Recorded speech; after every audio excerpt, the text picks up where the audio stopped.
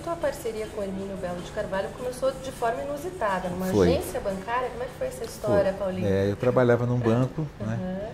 E isso no final de 1963, 64, por aí assim, começo de 64. Eu trabalhava num banco, acho que foi no começo de 64, 1964.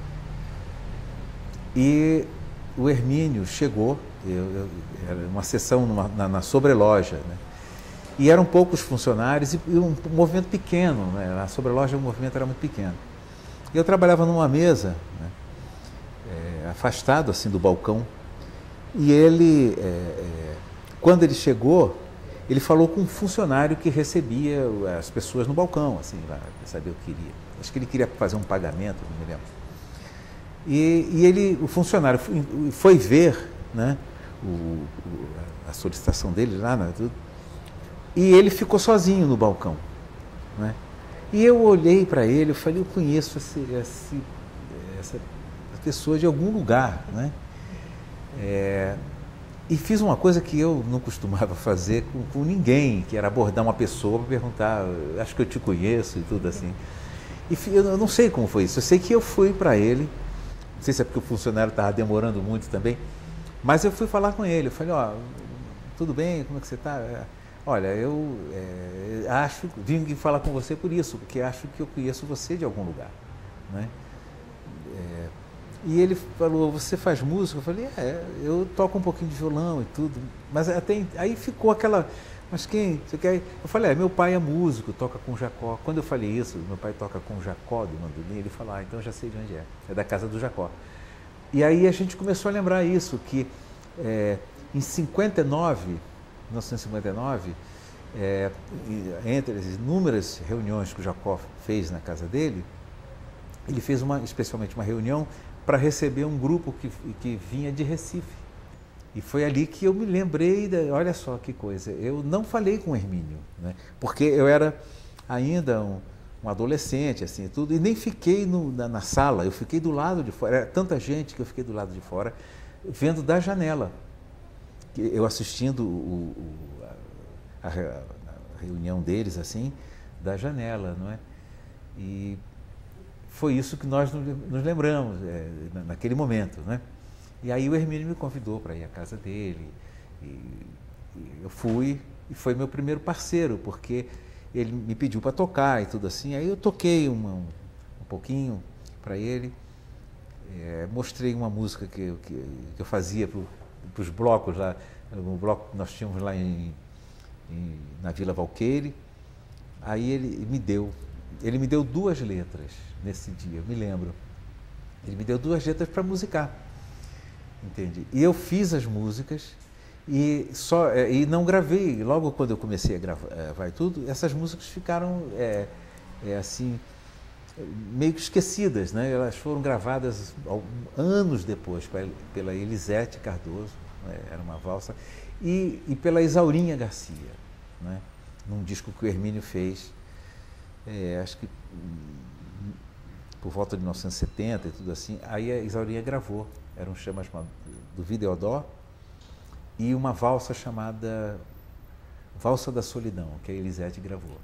Paulinho, eu gostaria que você me falasse um pouquinho sobre tuas experiências nos festivais da TV Record, né, os extintos festivais, nos quais diversas músicas tuas fizeram maior sucesso, uma delas ganhou, que foi Sinal Fechado, em 69. Me fale um pouquinho sobre aquela efervescência cultural daquela época. Na época, todos os jovens, a turma que estava começando, né, a TV mais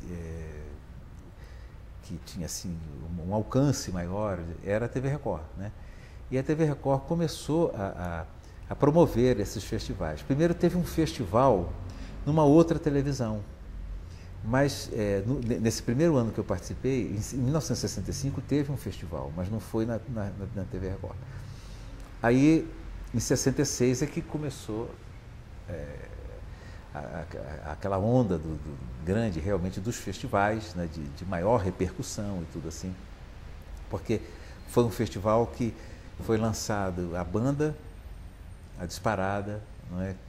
foram músicas que fizeram sucesso nacional na época. E aí era uma janela importante para todos nós, né? O pessoal que estava começando. A ideia era essa, quer dizer, autores jovens que não tinham sido ainda reconhecidos e tudo. E também muitos artistas, já muitos compositores conhecidos, também mandavam música para os festivais.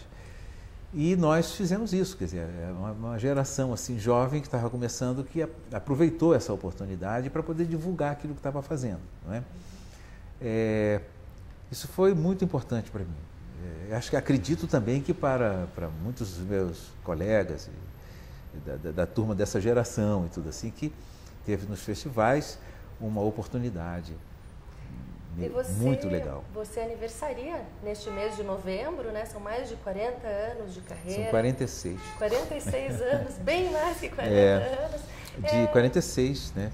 Se levarmos em conta isso que eu falei de 1964 para cá, né? Foi março de 64, fevereiro, por aí assim. Como você escreveria, falaria um pouquinho, para a gente finalizar a nossa entrevista, sobre a tua trajetória artística nesses anos todos? Tem sido... olha, é uma coisa que eu agradeço, né? Muito, né?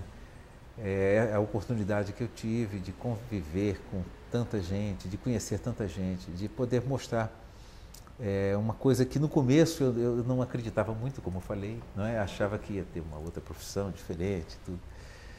Ia fazer música assim por amor, né? Mas é isso, quer dizer, eu sou muito grato, sou muito feliz, principalmente ao povo da gente, tudo, que depois de tantos anos ainda poder mostrar trabalhos novos e antigos e tudo, e ver que isso tem uma repercussão na cultura da gente, na cultura musical da gente, né?